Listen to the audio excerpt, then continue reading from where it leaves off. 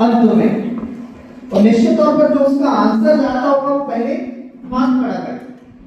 उसके बाद हम अगर पहले आपको ज्यादा समय नहीं लेना है क्योंकि आपके हाथों में भी मोबाइल है, ज्यादा समय नहीं लेना है उस पर। आज के एपिसोड में आपने देखा होगा कि पूरी हमारी संविधान सभा लगभग फंडामेंटल राइट पर ही क्या करती रही, चर्चा करती रही, मूल अधिकारों पर।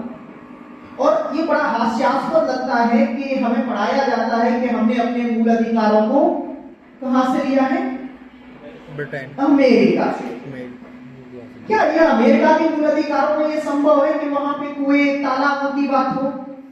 क्या ये अमेरिका के मूल अधिकारों में यह संभव है कि वहां पर अस्पष्टता की विस्तृत व्याख्या की गई?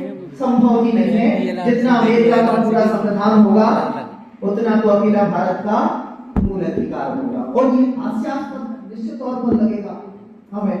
यहां पर आप कभी गौर कर रहे हो तो दो तरीके के प्रश्न उठ रहे हैं। एक पहला प्रश्न ये उठ रहा है कि हमें ये फंडामेंटल राइट व्यक्तियों को देने हैं कि नागरिकों को? पहला प्रश्न ये उठा। तो फिर इस प्रश्न को सुलझा लिया गया कि कुछ व्यक्तियों को देने हैं। और जैसा कि आप संविधान में देख पा रहे हैं 15, 16, 19 और 29 और 30 5 आर्टिकल ऐसे हैं जो सिटीजन्स के लिए हैं और बाकी जितने आर्टिकल हैं वो सब नागरिकों के लिए है, बाकी जो है वो व्यक्तियों के लिए। तो ये सुलझा लिया गया। अब हम आपसे पूछना चाहते हैं कि फंडामेंटल राइट महत्वपूर्ण है या डीपीएस? फंडामेंटल अर्थात जब हम संविधान पढ़ते हैं तो निश्चित तौर पर जो हमारे संविधान निर्माताओं ने ऐसे चश्मा लगा दिया है इसको कि हमें लगता है कि आर्टिकल 32 संवैधानिक उपचारों का अधिकार, जिसके माध्यम से अगर कोई हमारे फंडामेंटल राइट का वायलेशन करता है तो हम सीधे सुप्रीम कोर्ट जाते हैं। कितने जाते हैं? आर्टिकल 226 जब लगता है हमें कि अगर हमारे कोई मूल अधिकारों का उल्लंघन करेगा तो हम सीधे हाई कोर्ट जाते हैं। कितने जाते हैं? आपने संविधान सभा में डिबेट दी होगी। वो डिबेट में एक जगह 2 महिलाएं सेब खा रही थी। संविधान सभा की 15 सदस्यों में से बहुत विदुषी महिलाएं। वो चित्र आपने देखा होगा। एक थी राजकुमारी अमृता कौर और दूसरी थी हंसा मेहता। उनके द्वारा एक बात उठाई गई थी। वो बात उठाई गई थी मैरिज को लेकर, शादी को लेकर, जो अभी आपने चलचित्र में देखा होगा कि शादी करने के अधिकार को क्या कर दिया जाएगा, मूल अधिकारों में डालना चाहिए। संविधान सभा में बैठा एक व्यक्ति जो राजकोट से आता था। अब प्रश्न आपके लिए है, वो व्यक्ति कौन था जिसने इस बात का समर्थन किया था? 1, 2, 3, 4, 5, 6।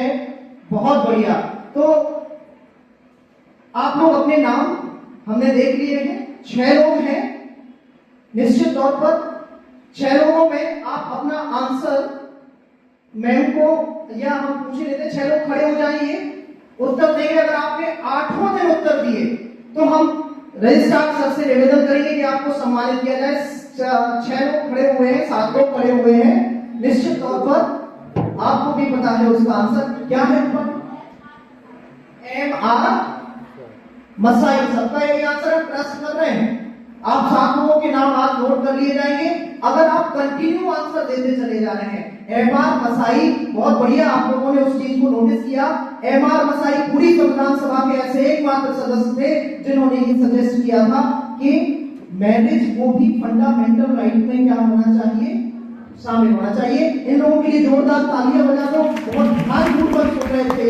आप लोगों को भी नोटिस करना था, राजकोट से आते थे वो, राजकोट से संविधान सभा के सदस्य थे, बहुत विद्वान थे। बैठ जाइए। अब हम आपसे फंडामेंटल राइट 6 मूल अधिकार आए हैं हमारे। दरअसल आप मूल अधिकारों की प्रवृत्ति देखिए तो गवर्नमेंट का मूल अधिकारों में कुछ गया नहीं, इसलिए मूल अधिकारों को हमने कह तो दिया कि हमने अमेरिका से लिए हैं। हमने कह तो दिया अमेरिका से लिए हैं। दरअसल 2 तरीके के मूल अधिकारों से संबंधित जो समिति थी उसमें आप देख रहे होंगे एक व्यक्ति बार बार खड़े हो रहे थे, जेबी कृपलानी जी। देखा है आपने?